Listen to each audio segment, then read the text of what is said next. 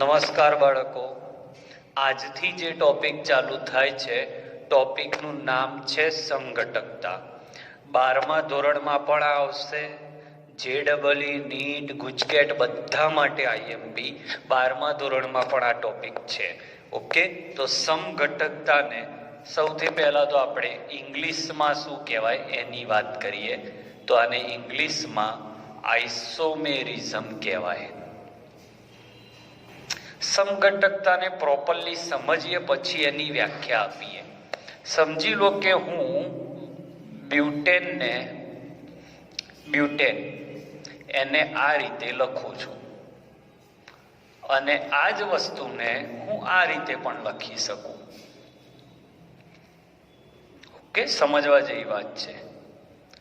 તો આ બંનેમાં અણુસૂત્રો કેવા છે? સમાન. કેવી રીતે? આનું અણુસૂત્ર શું થાય? તો આમાં કાર્બન 4 વાર, અણુસૂત્ર એટલે તેમાં ભાગ લેતા પરમાણુઓની સંખ્યા દર્શાવે, અને હાઇડ્રોજન કરશો તો 4 દુ 8 ને 2 10 વાર.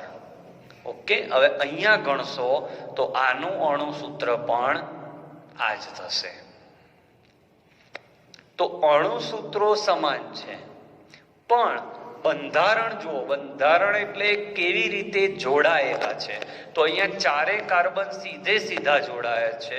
અહીંયા 3 કાર્બન સીધા અને 1 કાર્બન શાખામાં છે. આને શાખા કહેવાય. અણુસૂત્રો સમાન છે, પણ તેનું બંધન એટલે બંધારણ જુદું છે. ઓકે, તો આ અહીંયા આપણે એવી વ્યાખ્યા લખી શકીએ: અણુસૂત્રો સમાન પરંતુ બંધારણીય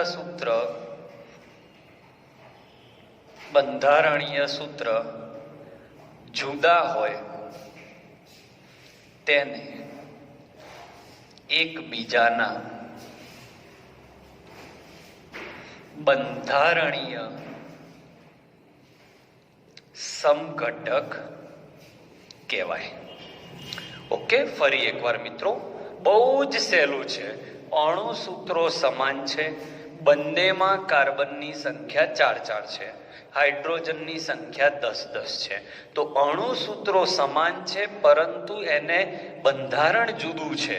બંધારણ એટલે બંધ. અહીંયા 4 કાર્બન સીધા જોડાયેલા છે, જ્યારે અહીંયા 3 સીધા જોડાયેલા છે, 1 શાખામાં છે. તો અણુસૂત્રો સમાન હોય પરંતુ બંધારણીય સૂત્ર જુદા હોય તો તેને એકબીજાના બંધારણીય સમઘટક કહેવાય.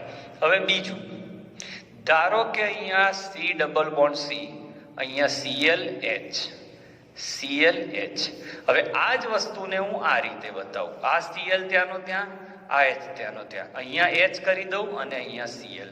તો હવે આ બેમાં શું છે? તો આ બેની અંદર તમે એ જુઓ તો અણુસૂત્ર અહીંયા પણ એના એ છે. 2 કાર્બન, 2 Cl, 2 H. એ જ રીતે અહીંયા 2 કાર્બન, 2 Cl, 2 H. બંધારણ પણ એનું એ છે. કેવી રીતે બે બંધારણ સરખા છે? અહીંયા કાર્બન કાર્બન કાર્બન કાર્બન, આ કાર્બન પર ClH, આ કાર્બન પર પણ ClH. બંધારણ નથી બદલાયું. આ કાર્બન ઉપર પણ ClH, આ કાર્બન ઉપર પણ ClH. તો ફરક શું છે? તો હું વ્યાખ્યા લખું છું: અણુસૂત્ર અને બંધારણીય સૂત્ર બંને સમાન હોય. શું મિત્રો? અણુસૂત્ર એ સમાન છે અને બંધ પણ સમાન છે, પરંતુ કાર્બન પર પરમાણુની અથવા પરમાણુ સમૂહની કોઈ એક પરમાણુ હોય અથવા એકથી વધારે પરમાણુ હોય, પરમાણુ કે પરમાણુ સમૂહની અવકાશીય ગોઠવણી એટલે અવકાશમાં ગોઠવણી જુદી હોય. તો શું જુદું છે? અવકાશીય ગોઠવણી. તેને અવકાશીય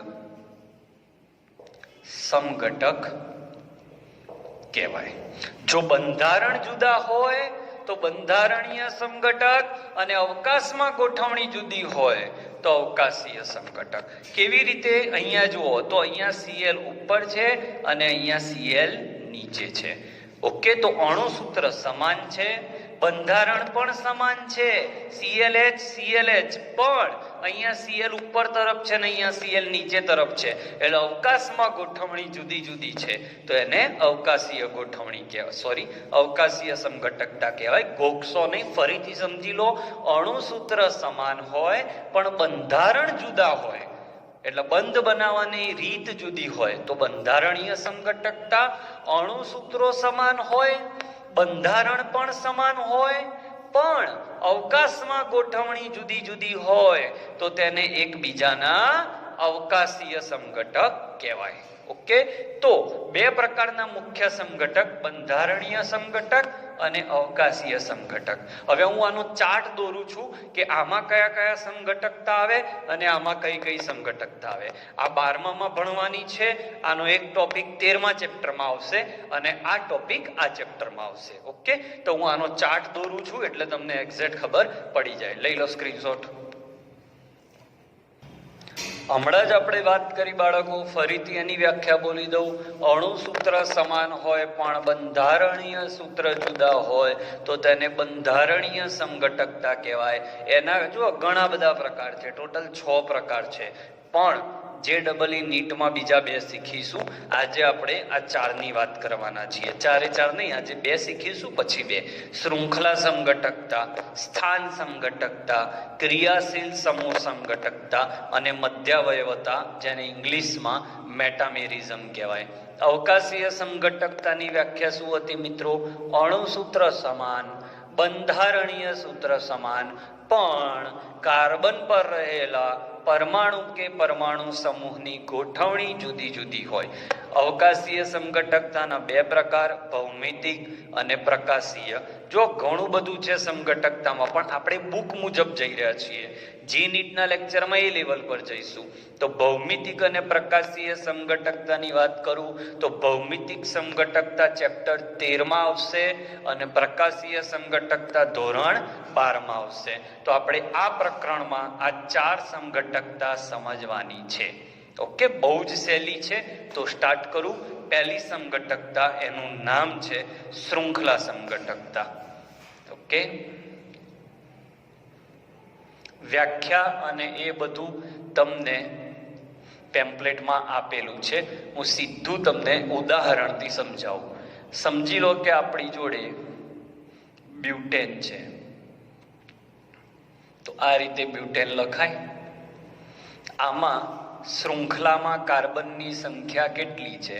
તો શૃંખલામાં કાર્બનની સંખ્યા 4 છે. હવે હું અહીંયા માળખું બદલી નાખું. હવે તમે જોશો તો શૃંખલામાં કાર્બનની સંખ્યા કેટલી થઈ ગઈ? 3 થઈ ગઈ. 1, 2 અને 3. તો અણુસૂત્રો સમાન છે, પણ તેમાં કાર્બનના જે માળખું છે એ જુદું છે. એટલે અહીંયા કાર્બનના માળખામાં શૃંખલામાં 4 કાર્બન છે અને અહીંયા જે માળખું છે, આખું માળખું, એમાં શૃંખલામાં 3 કાર્બન છે. તો આ બંનેમાં શું બદલાય છે? શૃંખલામાં કાર્બનની સંખ્યા બદલાય છે, તો એને શૃંખલા સમઘટકતા કહેવાય. એક ટ્રીક આપું, જે બદલાતું હોય ને એવી સમઘટકતા કહેવાય. તો અહીંયા શૃંખલામાં 4 કાર્બન છે અને અહીંયા શૃંખલામાં 3 કાર્બન છે, તો અહીંયા શૃંખલા બદલાય છે, એટલે કયા સમઘટક કહેવાય? શૃંખલા સમઘટક. પણ શૃંખલા સમઘટક એ પાયો કોનો? બંધારણીય સમઘટકતાનો. એટલે આમાં બંધારણીય સમઘટકતા તો છે જ, પણ એમાં શૃંખલા બદલાઈ એટલે શૃંખલા સમઘટકતા. તો વ્યાખ્યા શું બને? MCQ પૂછાય કે બ્યુટેનમાં શૃંખલા સમઘટક કેટલા? તો 2. હવે તમે બીજો કોઈ સમઘટક ના દોરી શકો. આવો પ્રશ્ન પૂછાય કે મિથેનમાં શૃંખલા સમઘટક શક્ય છે? તો મિથેનમાં 1 જ કાર્બન છે. આમાં તમે બીજો કોઈ શક્યતા લઈ શકો નહીં, એટલે આમાં શૃંખલા સમઘટકતા શક્ય નથી. તમે આ બધું ચોપડામાં લખજો, પેમ્પલેટમાં આ બધું નથી આપ્યું. પછી ઇથેન લો. તો આ આપણે ઇથેન લીધો, તો આમાં 2 જ કાર્બન છે. હવે તમે ગમે તે કરો, 2 જ કાર્બન રહેશે શૃંખલામાં, એટલે આમાં પણ શક્ય નથી. આવા પ્રશ્નો પૂછાય. પ્રોપેન, તો પ્રોપેનમાં CH3 CH2 CH3, આમાં પણ શક્ય નથી. કોઈ કે સાહેબ થાય, આવી રીતે ના થાય. ભાઈ આ કેવી રીતે? આ તો માળખું એનું એ જ કહેવાય. તમે આમ બોલો કે આમ બોલો, એનું એ જ કહેવાય. એટલે મિથેન, ઇથેન અને પ્રોપેનમાં શૃંખલા સમઘટકો શક્ય નથી. ચોથો MCQ, બ્યુટેનમાં કેટલા શૃંખલા સમઘટક શક્ય છે? તો 2. ઓકે, ચલો પેન્ટેનમાં દોરીએ. તો પેન્ટેનમાં 5 કાર્બન, 1 2 3 4 અને 5. ઓકે, હવે H નથી લખતો, તમારે સમજી લેવાના. આ થયો એક. તો આનું નામ પેન્ટેન, આનું નામ એક શાખા વાળો એટલે આઇસોપેન્ટેન. ઓકે, હવે કોઈ કે આ કાર્બન અહીંયા લઈ લો સાહેબ, તો એનું એ જ કહેવાય, કારણ કે આ બાજુથી પણ 2 નંબર, અને જો આ કાર્બન અહીંયા લઉં તો એ જ થાય. હવે આને આ રીતે પણ દોરી શકાય, 2 શાખા લઈ લો આ રીતે. તો જો અહીંયા કાર્બનની શૃંખલામાં કેટલા કાર્બન છે? 4. ઓકે, અહીંયા કાર્બનની શૃંખલામાં કેટલા અહીંયા 5 છે. અહીંયા કાર્બનની શૃંખલામાં કેટલા કાર્બન છે? 4. અહીંયા કાર્બનની શૃંખલામાં કેટલા કાર્બન છે? 3. તો કાર્બનની શૃંખલામાં સંખ્યા બદલાય છે, એટલે આ ત્રણે એકબીજાના શૃંખલા સમઘટક કહેવાય. આનું નામ મેં આગળ ચલાવેલું છે, આને નિયોપેન્ટેન કહેવાય. એટલે પેન્ટેનના શૃંખલા સમઘટક કેટલા એમ પૂછાય તો 3 થાય. ફરીથી 2 કે તેથી વધુ સંયોજનો, જો આમાં 2 છે ને આમાં 3 છે, 2 કે તેથી વધુ સંયોજનો કે જેમાં કાર્બનનું માળખું બદલાય તો તેને એકબીજાના શૃંખલા સમઘટક કહેવાય. MCQ નંબર 1, મિથેન, ઇથેન, પ્રોપેનમાં શૃંખલા સમઘટકતા શક્ય નથી. બ્યુટેનમાં શૃંખલા સમઘટકોની સંખ્યા 2 છે. પેન્ટેનમાં શૃંખલા સમઘટકોની સંખ્યા 3 છે. ઓકે, હેક્ઝેનમાં દોરું. આટલો સ્ક્રીનશોટ લઈ લો, પછી હેક્ઝેનમાં દોરું.